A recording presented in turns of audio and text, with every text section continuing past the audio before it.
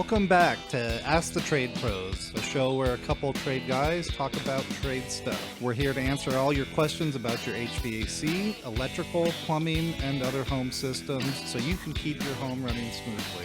I'm Todd. And I'm Jordan. This time of year, as the weather outside is colder and the days are shorter, you probably noticed an increase in your electric bill. A high electric bill is not unusual in the winter. However, there are a number of things you can do to reduce your energy usage. So today we are going to talk about the most common reasons your bills might be a lot higher than normal, as well as some tips and tricks that may help you save electricity and money this winter.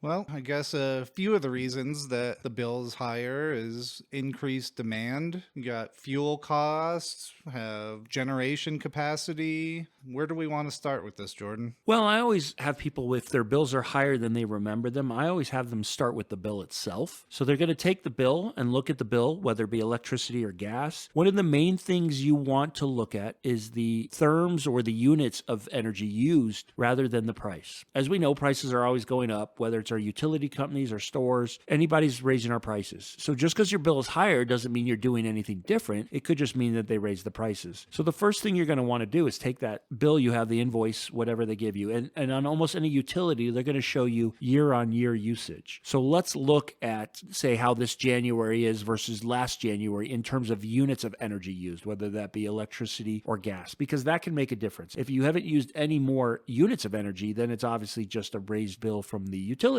One of the second things I ask people to look at is how is the weather that month? For example, we're here in Tucson, Arizona, and this has been a record warm winter for us up to this point. So last year you might have used a lot more energy or a lot more therms in one month because that was a cold month. Or you might actually, I feel sorry for the people that aren't in Arizona, but here in Arizona you might actually be turning your air conditioner on in the month of December or January because it's that warm this year. So also kind of take a look at the weather. How's the weather changed year on year, because that makes a huge effect on your bill. So Jordan discussed your energy bill, whether that's electrical, natural gas, which is all good things to look at. You can also look at other things in your home. Is your heater or air conditioner old? Is it running as efficiently as it once was? Do you have an electrical problem? Is your stove or your range drawing current when it's off? So there's a lot of different things that you could check if your bill is high.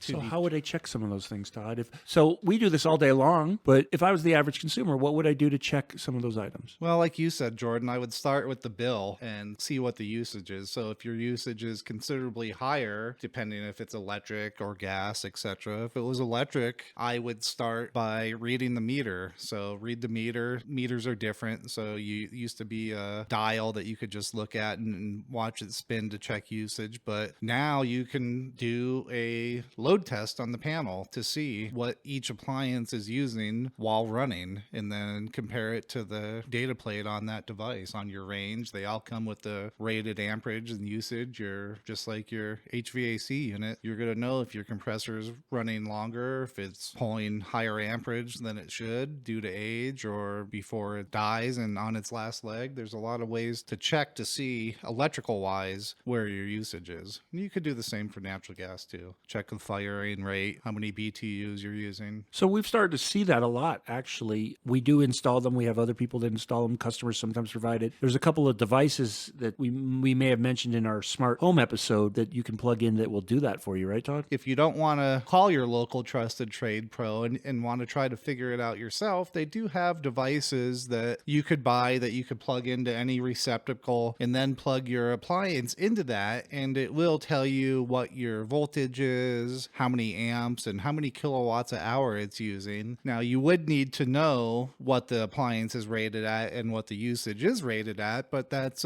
something you could buy on your own and try to figure out where you are consuming that energy. That's good advice. It's always helpful to know, even if you might not know what the number means, but you can tell if there's a spike between what you've had before and what you have now if you check periodically. As Todd mentioned earlier, we do this a lot, but when motors and compressors and other parts of these devices wear out, the power consumption tends to go up, and that's a sign of wear on them, and it's actually a sign that they're going to fail. So if you put one of these sensors that Todd was talking about and you tested your fridge, and year in and year out, or month in and month out, it suddenly jumped up in numbers in the same kind of conditions, then that seems a little bit odd, and you might have a problem. And that could bring us to one of our most fun parts of fixing high utility bills, and that's buying new things. We can go shopping for a new fridge, a new AC, a new stove, anything that uses energy. There's a huge difference in the most modern appliances and air conditioning systems and home systems than compared to systems even 5 years ago. One of the things I get a lot from customers is they'll plug a fridge into the garage outlet or an extra outlet, and it keeps popping the breaker. And you go to the house and you find this fridge. It's maybe 10 years old. It has an old compressor on it. Well, older compressors like that in fridges pull a lot of power on startup, just like an old air conditioner pulls a ton of power on startup and to run as the compressor gets less efficient. Then they'll go out and they'll buy the latest, greatest new fridge. And a lot of these new fridges, just like air conditioner systems, will have an inverted compressor. And the power draw on that outlet is completely different. It's vastly lower than the previous unit, and it's much smoother power draw. It actually can lower some of the bills quite significantly. And it will deplete your wallet too, so that when that refrigerator dies, that 10-year-old refrigerator will still be running. Well, that's true about everything now, isn't it? Right? Yeah, nothing's built to last. Well, if it doesn't break, how would you replace it? Got to spend that money somehow. Yeah, but we like shopping.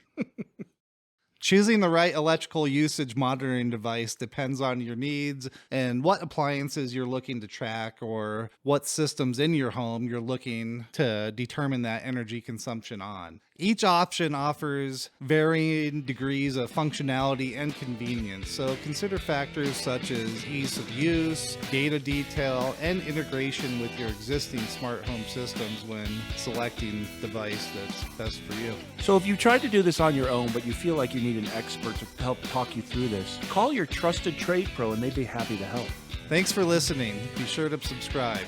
If you want to know more about a topic, send us a question and we may talk about it in a future episode. Check the show notes for our contact information. This podcast has been made possible by the support of our sponsor, Done Right Services.